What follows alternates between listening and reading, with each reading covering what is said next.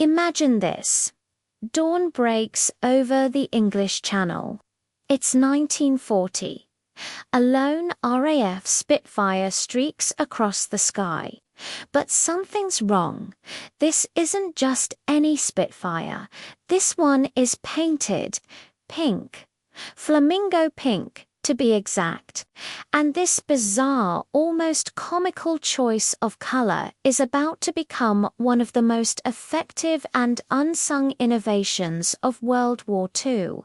This is the incredible true story of the pink Spitfire.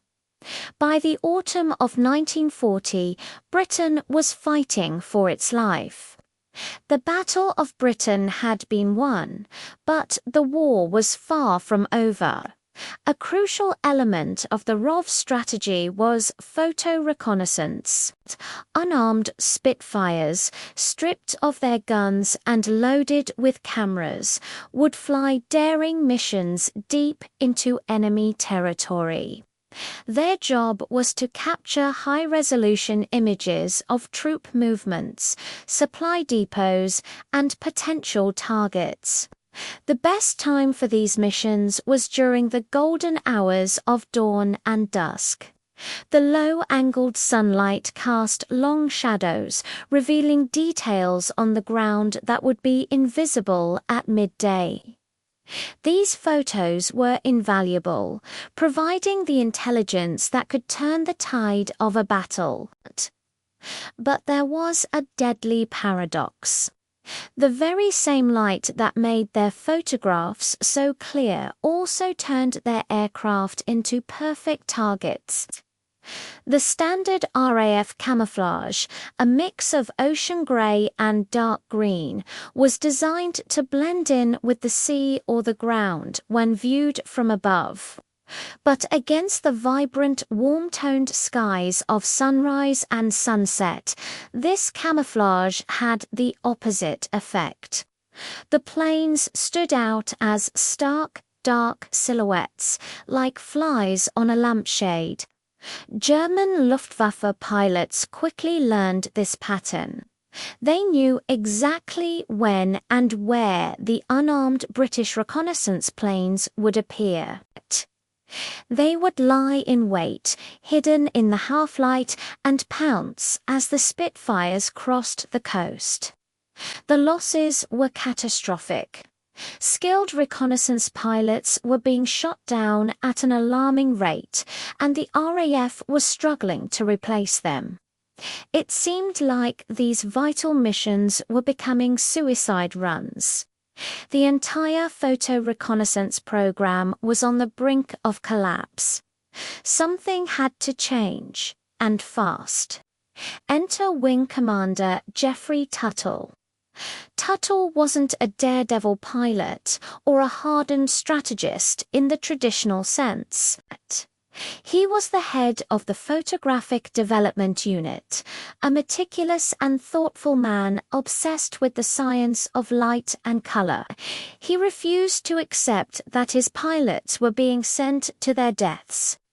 While his superiors focused on flight paths and engine performance, Tuttle focused on a more fundamental problem: visibility.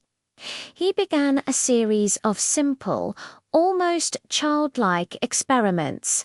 He would take colored cards outside during dawn and dusk, holding them up against the sky. He observed how different colors interacted with the unique light of the golden hours.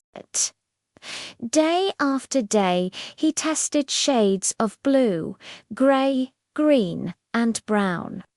And day after day, they all failed, appearing as dark shapes against the brightening horizon.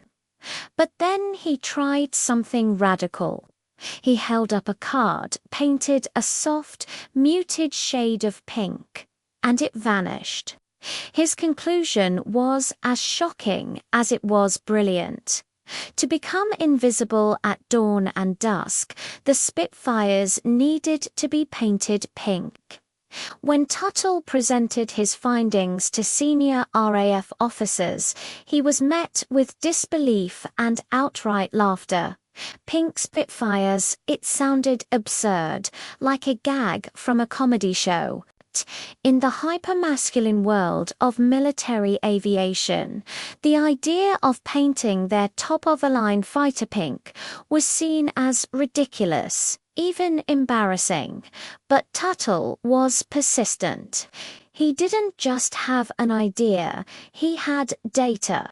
He explained the science behind his discovery. Desperate times call for desperate measures, and with pilot losses mounting, the RAF's leadership was finally willing to try anything, no matter how bizarre it seemed. So, what was the science that made these officers overcome their skepticism? It's a fascinating bit of physics. At sunrise and sunset, the sun's light has to travel through a much thicker slice of Earth's atmosphere to reach our eyes up to 38 times more atmosphere than at noon. This atmospheric journey acts like a massive filter. It scatters the shorter, cooler wavelengths of light, like blues and violets. What's left to reach the observer are the longer, warmer wavelengths. The reds, oranges, and, you guessed it, pinks that make sunrises and sunsets so beautiful. Now, think about the standard blue-gray camouflage.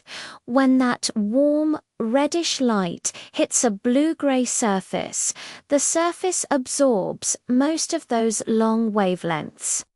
Because it's not reflecting the ambient light, it appears dark and contrasted against the bright sky. It becomes a silhouette. A pink aircraft, on the other hand, does the exact opposite. It reflects those red and pink wavelengths. Instead of contrasting with the sky, it matches it. The aircraft doesn't stand out. It blends in, becoming a part of the sunrise. It was a principle later known as the Purkinje effect, where the human eye's color sensitivity shifts in low light. Tuttle had stumbled upon a way to weaponize a sunrise. In January 1941, the experiment officially began at RAF Benson in Oxfordshire. Engineers took a Spitfire and stripped it down. The ground crews, with a good deal of humor, began mixing paints. They tried 17 different shades of pink before they found the perfect Warner delicate, balanced blend of red, white, and a touch of yellow. The crews nicknamed the color and the project, joking that the plane looked more suited for a garden party than a dogfight. The laughter, however, stopped the moment the first test flight took off at dawn. The results were stunning and immediate. During controlled trials, observers on the ground were tasked with spotting two Spitfires, one with standard camouflage and one painted the new experimental pink. The blue-grey Spitfire was easily visible from 2 to 3 miles away, a clear dark speck against the morning sky. The pink Spitfire, however, was a ghost. It was completely invisible until it was less than a mile away. Often it would vanish and reappear as it moved against different parts of the glowing horizon. Flight Lieutenant James Riddle, one of the pilots flying a chase plane during a test, reported that he lost visual contact with the pink aircraft multiple times, even though he knew its exact position and altitude. The silly idea was working better than anyone could have possibly imagined. With the tests proving a spectacular success, it was time to see if the theory held up in actual combat. In March 1941, the first operational pink Spitfires, now officially designated Preux Pink, began flying real reconnaissance missions over occupied France. The tension was immense. Would this work against the sharp-eyed pilots of the Luftwaffe? The first flight, piloted by Flight Lieutenant Alistair Taylor, returned without a single interception. A fluke, perhaps. A few days later, another pilot, the legendary Adrian Warburton, took his pink Spitfire deep into enemy airspace over Belgium. During his mission, 2 German Messerschmitt Bf 109 fighters passed within 800 yards of him. That's incredibly close enough for Warburton to see the face of the German pilot in his cockpit. But they flew right past him. They never altered their course, never dipped a wing. They simply didn't see him. His pink Spitfire, flying against the backdrop of the dawn, had rendered him effectively invisible. The reports flooded in, each one telling a similar story. Pilots returned from missions over heavily defended ports and airfields, reporting that enemy fighters seemed to look right through them. By May 1941, the pink camouflage scheme was officially adopted across the RAF's photo reconnaissance squadrons. The impact on pilot survival was dramatic and immediate. Losses on dawn and dusk missions dropped by an astonishing 60% in just a few weeks. The joke had become a lifesaver. The pilots, initially skeptical, quickly grew to love their uniquely colored machines. What started as a source of amusement became a badge of honor. They were the elite pilots of the Pink Squadron. They affectionately nicknamed their planes, painting small flamingos or Pink Panther characters on the fuselages, along with cheeky slogans like "Pretty in Pink." This whimsical nose art was a testament to the strange but effective tool that was keeping them alive. The effectiveness of the pink camouflage was even more pronounced in the Mediterranean theater. The sunrises and sunsets over the desert and the sea burned with even more intense reds and oranges from their embattled island fortress of Malta. Pink Spitfires flew with near impunity, photographing Italian naval bases in Sicily and southern Italy.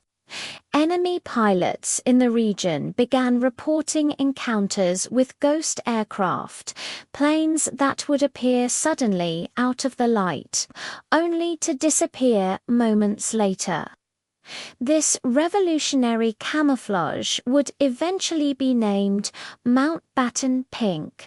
Lord Mountbatten, a naval officer, saw the success of the RAF's pink planes and advocated for a similar shade to be used on ships to camouflage them at sea during the same twilight hours.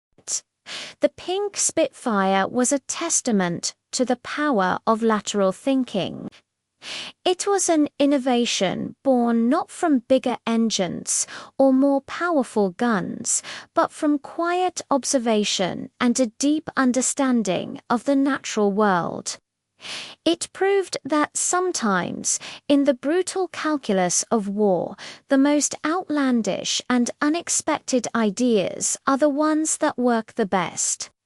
So the next time you see a beautiful pink sunrise, take a moment to remember the story of the ghost planes of the RAF. The pink Spitfires that, for a crucial period in history, owned the dawn, saved countless lives, and proved that victory can sometimes be painted in the most surprising of colors. Thanks for watching. If you enjoyed this piece of hidden history, don't forget to hit that like button and subscribe to the channel for more incredible stories you might not have heard before. Let us know in the comments what you think. See you in the next one.